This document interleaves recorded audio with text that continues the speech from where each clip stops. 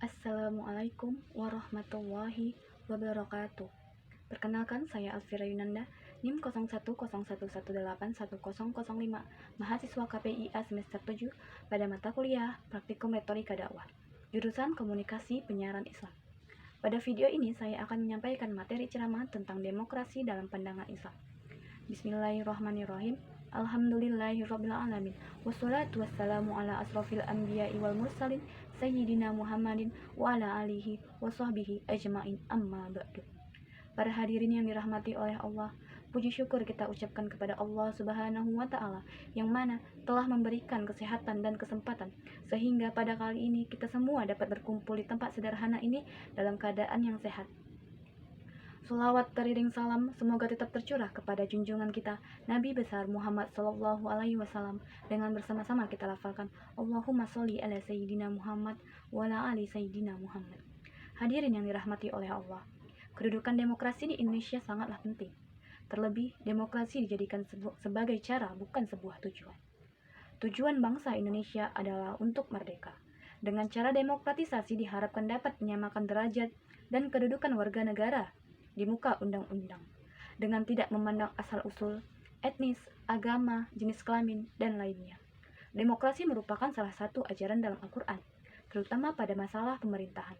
Al-Quran memberikan berbagai macam aturan dan prinsip sebagai landasan demokrasi yang kemudian diimplementasikan di Indonesia. Demokrasi sering diartikan sebagai sebuah penghargaan terhadap hak-hak asasi manusia, partisipasi dalam mengambil keputusan, dan persamaan hak di hadapan hukum. Hal ini menjadikan munculnya idiom-idiom demokrasi seperti persamaan, keadilan, kebebasan, dan hak asasi manusia. Demokrasi dalam sejarah peradaban diyakini sudah muncul sejak zaman Yunani kuno. Capaian praktis dari pemikiran demokrasi Yunani adalah munculnya apa yang disebut dengan negara kota atau polis, yang menjadi bentuk demokrasi pertama. Istilah demokrasi berasal dari penggalan kata Yunani yaitu demos yang berarti rakyat dan kratos atau kratein yang berarti pemerintahan, sehingga kata demokrasi berarti satu pemerintahan oleh, dari, dan untuk rakyat. Istilah demokrasi mulai dipakai di Athena sekitar pertengahan abad ke-5 Masehi. Abraham Lincoln pernah mengatakan bahwa demokrasi adalah pemerintahan dari rakyat, oleh rakyat, dan untuk rakyat. Demokrasi sendiri diakui oleh banyak negara, dengan negara sebagai sesuatu sistem nilai kemanusiaan yang paling menjanjikan masa depan umat manusia menjadi lebih baik. Dalam kenyataan sosial, karakter manusia sebagai makhluk sosial membutuhkan kerjasama antara satu dengan yang lainnya.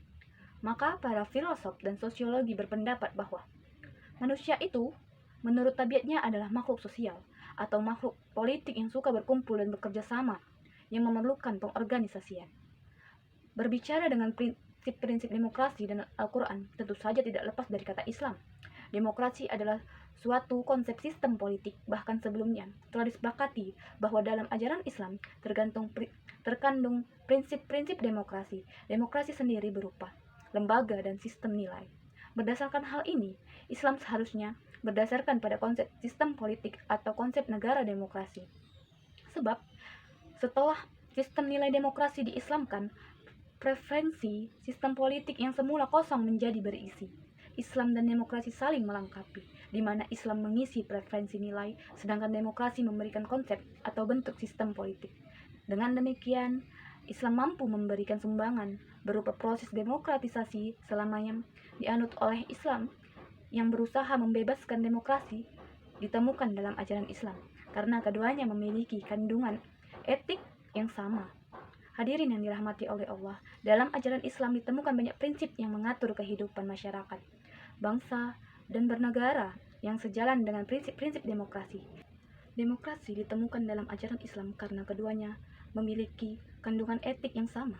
Di dalam ajaran Islam ditemukan banyak prinsip yang mengatur kehidupan bermasyarakat, berbangsa, dan bernegara yang sejalan dengan prinsip-prinsip demokrasi. Ada beberapa prinsip Islam yang selaras dengan demokrasi, yaitu musyawarah. Dalam demokrasi, perbedaan pendapat dan kepentingan dianggap sebagai hal yang wajar. Perselisihan harus diselesaikan dengan perundingan atau musyawarah dan dialog untuk mencapai kompromi, konsensus, atau mufakat. Musyawarah merupakan forum komunikasi untuk membicarakan kemaslahatan bersama. Peran aktif anggota menjadi kunci terlaksanakannya musyawarah.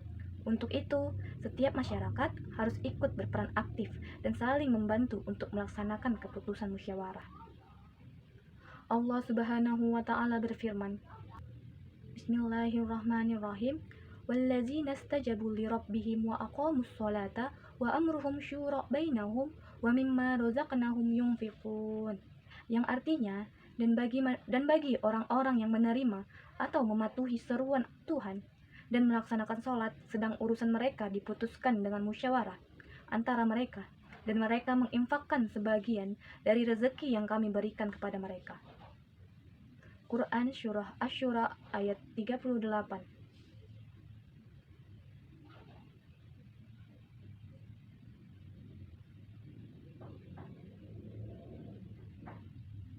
Dari ayat tersebut dapat disimpulkan bahwa musyawarah merupakan salah satu bentuk ibadah dan sejajar dengan bentuk-bentuk ibadah yang lain.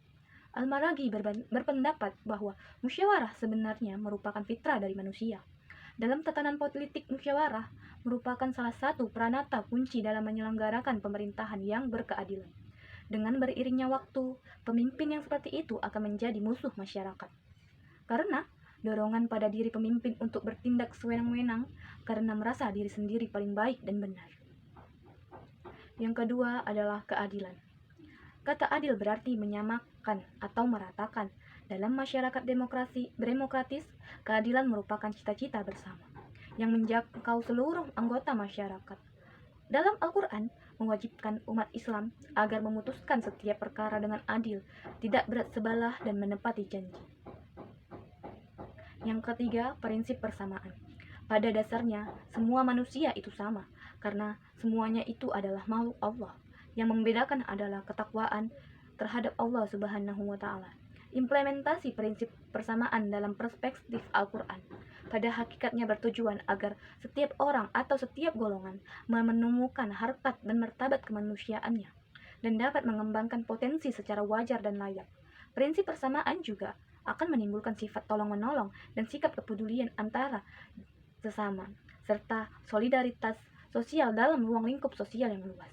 Yang keempat, prinsip amanah. Adapun salah satu tujuan dari prinsip amanah ini untuk mengurangi adanya korupsi, khususnya di Indonesia, yang tergolong dalam peringkat tinggi masalah korupsi. Seorang pemimpin yang amanah tentu saja akan mengayomi rakyat dan tidak korupsi atas uang rakyat, sehingga rakyat dapat memperoleh hak mereka. Yang kelima adalah prinsip pengakuan dan perlindungan terhadap hak asasi manusia. Adapun hak-hak yang terdapat dalam prinsip ini yaitu hak persamaan manusia, hak untuk hidup aman, dan hak kebebasan berkeyakinan untuk agama. Oleh karena itu, demokrasi bukanlah akhir dari sebuah sistem yang dijadikan landasan bagi semua. Oleh karena itu, demokrasi bukanlah akhir dari sebuah sistem yang dijadikan landasan bagi sebuah negara. Karena pada dasarnya, demokrasi adalah suatu cara bukan tujuan. Akan tetapi, tidak dapat dipungkiri bahwa demokrasi merupakan satu-satunya cara yang paling dekat dengan Islam. Tentunya, dengan berlandasan pada prinsip-prinsip yang ada dalam Al-Quran, demokrasi juga merupakan cara untuk memahami rakyat dalam suatu negara yang membutuhkan pertolongan melalui ide dan gagasan untuk menciptakan kebijaksanaan yang diajarkan Al-Quran yang mencerminkan ajaran demokrasi. Demokrasi memiliki prinsip yang sesuai dengan Al-Quran seperti prinsip syura atau musyawarah, persamaan, kemerdekaan, persamaan HAM, dan keadilan. Demokrasi ini dapat